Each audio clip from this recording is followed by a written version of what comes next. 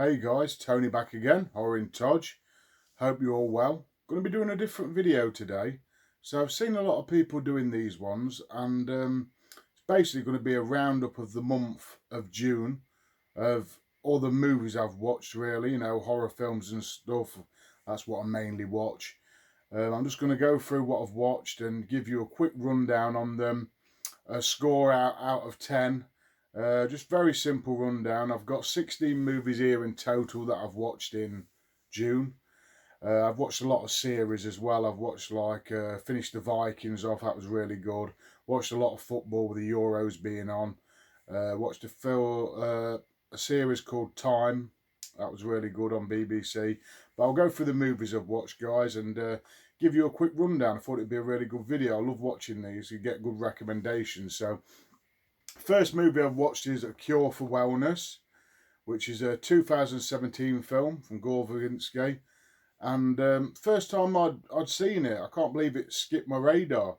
Really good film, really enjoyed it, about this Wall Street businessman goes to look for his CEO in this wellness centre in Switzerland, and really creepy stuff's happening at this health spa in Switzerland. There's just really good atmosphere in this. The picture detail, the quality, I think the acting's really good. Yeah, I really like the story. It goes on for 2.5 hours, so it might drag for some people, but I really liked it. Really, really cool movie. It was almost like lenticular. There was that much spectrum in the picture of every shot, of every frame, of every picture. Sort of the background and everything. It was just brilliantly done. I think it was really good film. So I would give that one an 8.5. Really good film, really liked it. Second movie I watched, I'll get through these quite quick because it'll be too long, the video. Second movie I watched was Late Mungo, because I got the new special edition from Second Sight. And it wasn't as good as the first time I watched it. Really like it though, really enjoy it. The first time I watched it, I found it really scary. It was late at night, I put it on, I had no mobile phone. But if you've seen it, then obviously when you rewatch it, it isn't as good. But I really enjoyed it. It's an 8. It's an 8 out of 10 for me because of the first time I watched it, not for this time. But really good film. You all know this story probably. It's like a mockumentary about a girl dying and a ghost coming back, and is it following her family's sort of documentary of what happened to their daughter. And all little mysterious things with the neighbours and a brother, and just all sorts of weird happenings in this. Really good movie if you haven't seen it, guys. So I recommend it. That's Late Mungo. The next movie I watched was Uncle Peckerhead. I bought that. It's a really cool sort of comedy horror film. Really gory though. Low budget.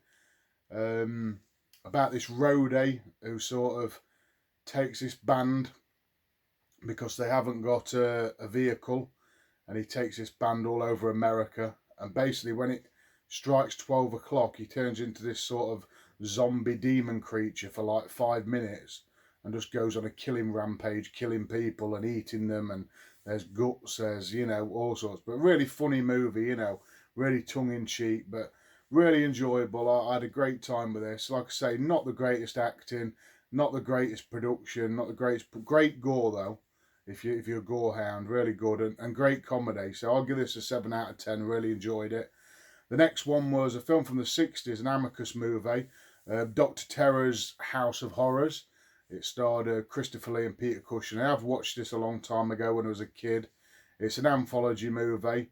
It wasn't as good as when I used to watch it as a kid because the practical effects, there isn't much, blood and stuff, but I do love my Peter Cushing and Christopher Lee movies, so really good. 5 stories, guys.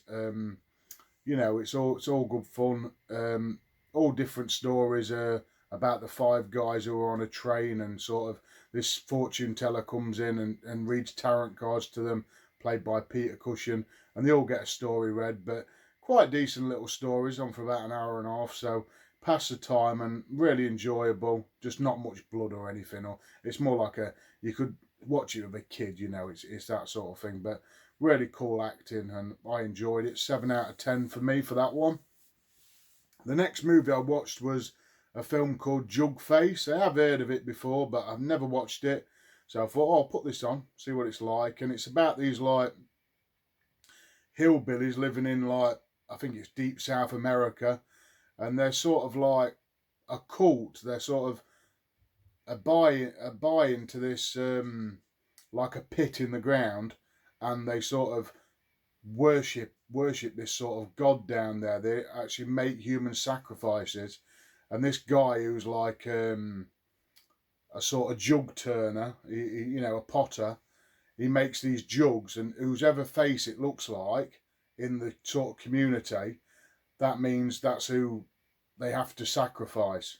So it's about this girl, and she's having a relationship with a brother, sort of thing. It's really, you know, interbred and, you know, really backwards sort of way on. And yeah, the family sort of suspects something, and some weird stuff happens, and a lot of killings, you know, within the cult. And this girl sort of goes on the run from a family who's going to kill her, basically. But not a bad film for a low budget film. Not the greatest. I was a bit distracted. It didn't catch me attention as much as I would have liked. So I'll probably give this one a 6 out of 10 for Jugface. So not the greatest, but not a bad film. You know, one to watch. It's okay. The next one I watched was on Amazon Prime. First time I've ever heard of it. It's like a British film called Death of a Vlogger. Really low budget stuff, guys, about a vlogger who sort of obviously he does what we're doing here, vlogs stuff. So he's like me here, and then he sort of gets these spirits coming to him, so hauntings in the back of his pictures, and they go like viral. And then it's basically a mockumentary again. So you know, talking to his girlfriend at the time, his friends, and what sort of happened to this vlogger when he becomes sort of famous and he wants the views. And it's just about that, really. And not the greatest of film. I thought the acting wasn't very good in this. The set design wasn't very good. It was just in one sort of apartment block in like London, and the practical effects and stuff. But it was one of those where, was it actually happening or was it him doing it? So, but yeah, a bit boring. Not one I'd really recommend. 5 out of 10 for me. Halfway house. It was all right for the budget, I suppose. Really low budget. So, yeah, not too bad. The next one I watched was a 90s movie. I got it from Imprint Films. It was the Mothman Prophecies, which is really good sort of suspenseful thriller starring, who's the guy? Richard Gere. Really quite a good film. Really dark, really disturbing, about this guy, sort of middle-aged guy, and he's sort of getting married to this woman. Something really tragic happens to his sort of wife-to-be, and then he just ends up sort of going a bit off the rails, and then he's sort of driving down this road somewhere, and he ends up at like 600 miles the other side of America, and he doesn't know how he's got there. And he's in this small town, and it's about the Mothman Prophecies, which is like a true story.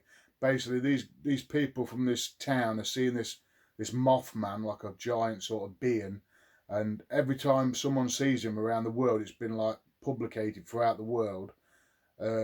Tragedies happen, like there's deaths, there's lots of fatalities. So it's really about that. Like he gets with this cop, and they're sort of trying to track down what these people who are seeing the Mothman, and you know, sort of tying it into why he's sort of the fatality of some of his family members. It's a really creepy film. I really enjoyed it, to be fair.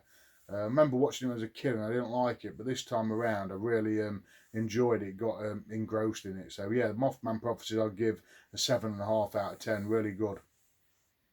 Next movie I watched was a Shudder original, and it's called Caveat, an Irish-English production, and essentially you're chucked straight into it. It's one of those modern horror films which is very pretentious, but I love that sort of thing, you know, that some people hate it, so this isn't going to be for some people. You chuck straight into this story, this guy in his flat, and a friend comes and asks him to babysit sort of a mental illness patient who is his niece in this big old house on an isolated island. It's going to give him £200 a day to do it. So he goes, yeah, okay. Goes out there, and this girl's really weird, really strange. The house is really strange. And basically, you're just trying to piece together why this man's here, what the girl's backstory is, what the house. You're trying to piece it together as you're going through. So, like I say, really pretentious, really, you know,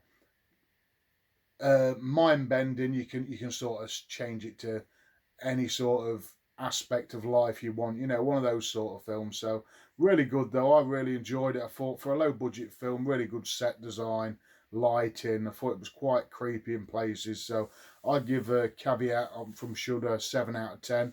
Really enjoyed it. Next one I watched was on Sky, film from 2020 called The Sinners. Really low budget, but it was one of the worst films I watched this month. It was a bit like The Craft. The first 20 minutes started out good. It was like this gang of sort of teenagers at high school, girls, and they sort of made this I don't know, cult, I suppose, and they turned into witches with like 7 deadly sins. Each one of them was like one of the 7 deadly sins. And then it sort of turned from a cult into this silly slasher, which had no meaning. The acting wasn't good. There wasn't much gore. Yeah, I didn't really like this guy, so I give it a 3 out of 10. Like, you know, it was quite well put together for a low budget, but the acting wasn't good. First 20 minutes I really enjoyed, and then it just got stupid with this slasher, which had no meaning to the story. I didn't really like it. That's 3 out of 10 for me.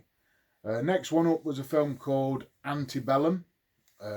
Pretty modern movie. I think it's from the producers of Us and Get Out. So a lot of like African American culture in this one, a bit like, you know, Get Out and stuff, Jordan Peele. And yeah, basically it's about this author, and she's sort of really well off, black lady, and she's getting chased by these sort of, I don't know, sort of like I suppose it's a bit like a cult.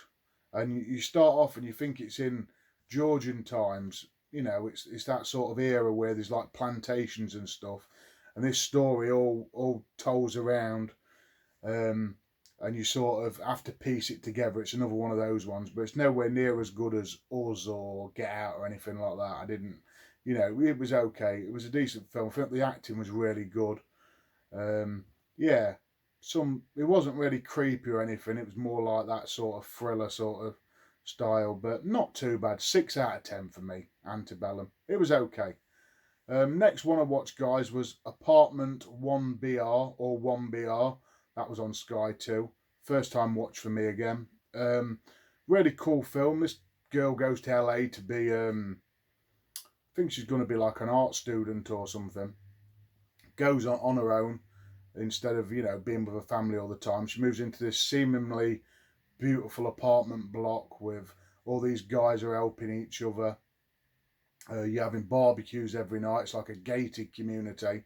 But then something really sinister happens quite soon on in the film. Took me back by shock, and it sort of, you know, escalates and escalates into this sort of weird cult community who's like, I don't know, they're just like trying to keep people hostage and make them sort of into this community that are, I don't really know how to put it. If you've seen a film like The Invitation, it's a bit like that.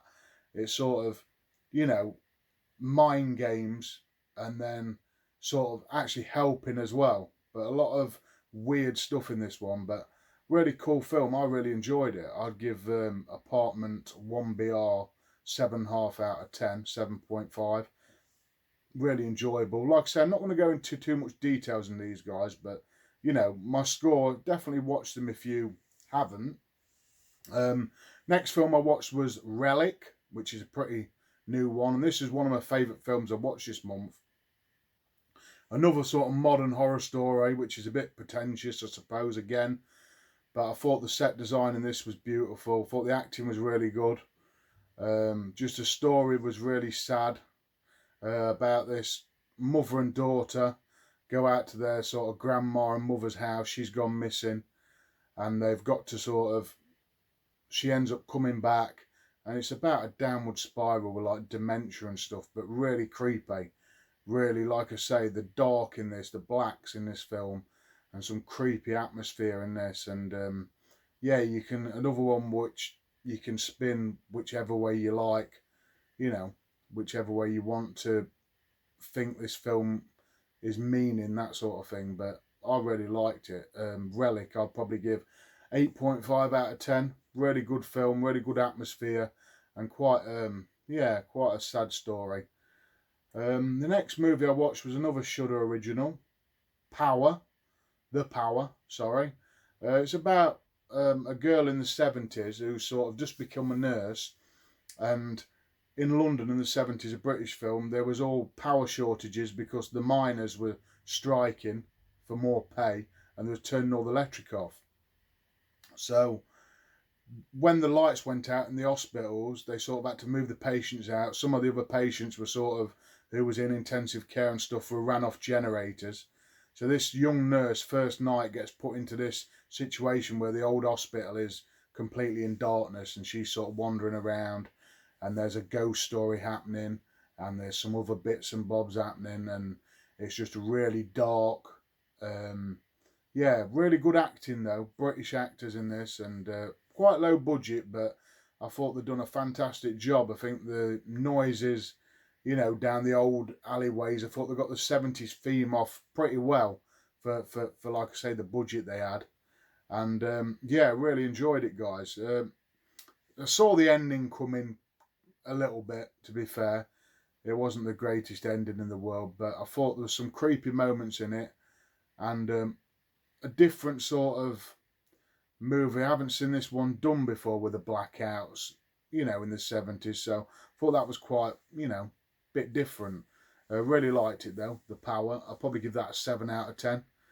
The next one I watched was Unholy. This was on Amazon Prime. This is like a low budget British movie. Wasn't very good. It was like a poltergeist. In the 70s, this couple, man and wife, got this like seemingly lovely sort of suburban house, and there's this poltergeist in there basically, but really low budget, not very good effects, not very good camera work. Yeah, just a bit dull. I thought the woman, the lady actor who was in it, she was pretty decent, but the man who played the husband, he was wooden. He wasn't very good. Probably a 4 out of 10 this one, guys. Just a standard poltergeist story. Not that good, but I watched it anyway. Next one I watched, couple more now, guys. Next one I watched was Green Inferno, Eli Roth's one, or Eli Roth, however you want to say it. Everyone knows this one. They've probably watched it. Basically, a cannibal story about this high school, college students go to, I don't know where it is, Rwanda or somewhere in South America, to sort of stop the rainforest being pulled down. And they come across this tribe who are sort of cannibals, and they start, you know, eating them and keeping them captive, and it's all that sort of thing. Cannibal Holocaust, but in the modern day. Nowhere near as good as Cannibal Holocaust, but I had a good time with it. It's really funny in places. There's a couple of quite funny characters in it, to be fair. Really, yeah, quite enjoyable. I'll probably give this 6.5 to 7 out of 10. Eli Roth, or Eli Roth, is my sort of guilty pleasure. I do like his films. I think they come across quite funny, and some really good gore in this as well. Really good. You'll know what I mean if you've seen this. So yeah, Green Inferno, let's say 7 out of 10. The last film, guys, or sort of documentary style, again on Amazon Prime, is called, what was it called now? The Blackwell Ghost. It's only 60 minutes long. It's like a documentary. I still haven't looked this up. I don't know if it's a mockumentary or a real life documentary. I don't really know, but it's about this guy and his wife, and they're sort of doing this ghost documentary and sort of recording it. He just wants like a different change. I think he's a photographer or a filmmaker, but he wants to do a documentary on real life ghosts. And this guy phones him up because he sees an ad. A middle-aged guy, and he says if you don't believe in ghosts, come here to my house and you guys can check it out for yourself. So they go there, and yeah, all sorts happen. It's really quite creepy. There's some, yeah, quite disturbing scenes in it with like bits and bobs of camera work and stuff like that. I quite enjoyed it though. For a documentary style movie, I do like those 60-minute long. It's quite a good sort of haunting movie. Another probably 6.5, 7 out of 10, let's say.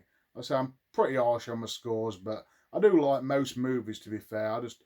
To get a 10 out of 10, it has to be something really special. So let's say 7 out of 10, quite a good documentary, guys. So yeah, that's my monthly watch. Hope you enjoyed this. I know it's a bit long. Tell me if you've seen any of these, what you think of them. Check them out if you haven't. Probably my favourite was The Relic or Cure for Wellness. So definitely check those out, guys. Give me feedback underneath, guys, and a thumbs up and stuff if you liked it, because I'll do more of these if enough of you guys want them. Hope they're helpful. But yeah, I've been Tony, guys. I'll catch you all for the next video. Thanks a lot for watching this one.